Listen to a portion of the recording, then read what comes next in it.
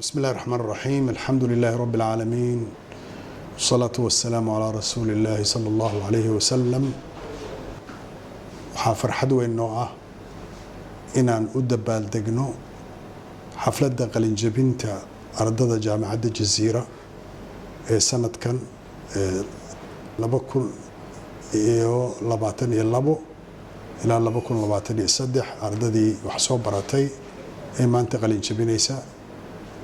waxaan fursaddan uga faa'iideysanayaa inaan u hambaliyeeyo ardada qalinjabinaysa maantay oo muddo dheer safarkii dheeraa ee soo dadaaleen ee maanta miraheedii guranayaan. waxaan kaloo u hambaliyeynayaa waalidiintii ku soo tacabtay ee ku soo dadaashay ee u soo doortay inay wax ku bartaan jaamacadda Jazeera. ilaahayna waan uga mahadinaynaa. waxaan u mahadcelinaynaa cid walba oo na garab istaagtay oo ay ka mid tahay ugu horeeyaan waalidiinta caruurtooda lagu soo aamintay inaan wax barno ee na soo xushay. waad mahadsantiin.